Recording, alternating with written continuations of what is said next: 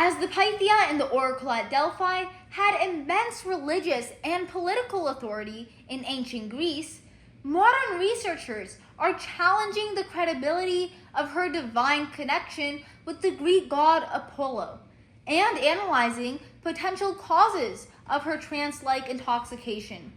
The job of the Pythia was held by a woman over the age of 50 who served as a bridge between the divine god Apollo and the people of Delphi. She provided predictions and advice that she supposedly heard from the god Apollo, which influenced events from wars and alliances to private matters. This video presentation investigates the influence of the intoxicating vapors in Delphi over the Pythia's predictions, the unique role she played as a female authoritative power, and the challenges she faced due to extraordinary pressure by society. The focus of this video aligns with the blatant misogyny in the ancient Greek world, perceptions of female religious authorities, even in contemporary communities, and intensity of environmental intoxication. While the Pythia has historically been widely respected, questions remain about her treatment by society and the credibility of her predictions. Since the oracle at Delphi was one of the most documented sites in ancient Greece, respected authors such as Aeschylus, Aristotle, Herodotus, Ovid, and Plato documented the visitors of the Pythia had only 9 opportunities to talk with her and seek advice from Apollo. These visitors ranged from private individuals to ambassadors representing entire city-states, including Alexander the Great, who probably sought advice on expanding his empire. Moreover, while uttering the words of Apollo, the Pythia would enter a trance-like state. The intoxicating vapors, due to the geographical region of Delphi, were likely responsible for the ambiguity of the Pythia's predictions. However, researchers currently debate the supposed incoherence of the Pythia.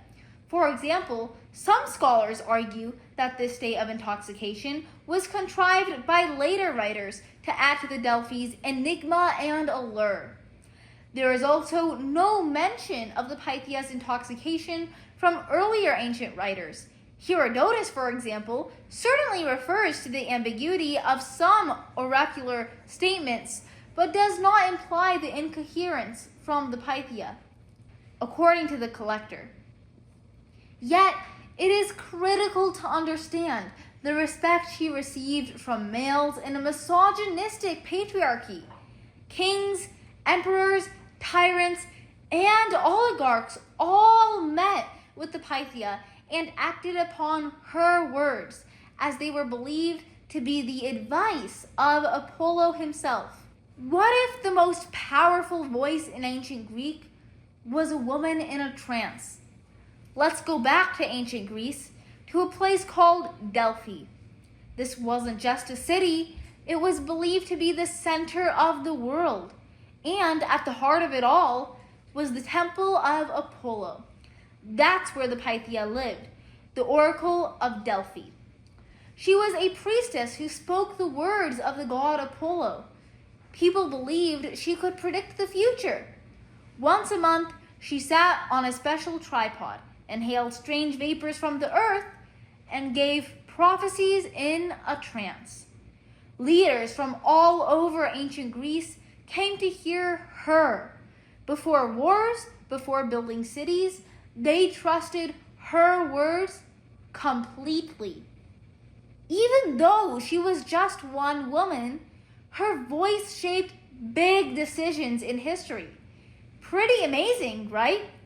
So, what actually caused the Pythia's trance? To the ancient Greeks, it was simple. She was filled with the ancient spirit of Apollo. The god entered her and she became his voice. Religious tradition said the vapors from a sacred chasm opened the way for divine possession. But modern scientists have a different take. Geologists studying the ruins found 2 fault lines beneath the temple, and traces of ethylene gas in the rock. Ethylene can cause hallucinations, even euphoria, exactly what ancient sources described. So maybe it was the earth itself that spoke through the Pythia, and Apollo just took the credit. In the book, The Oracle at Delphi, A New Perspective on the Ancient Greek World, Susan Gordon explores the influential role of the Pythia, the priestess of Delphi, within both the geographical and societal framework of ancient Greece. Situated in the heart of the Greek world, Delphi's location on Mount Parnassus, considered sacred and the navel of the world, elevated the authority of the Pythia's prophecies, making them a highly revered prophecy selection in the ancient Mediterranean. As the sole female figure in a deeply patriarchal society, the Pythia's position as a spiritual and political advisor was both unique and precarious.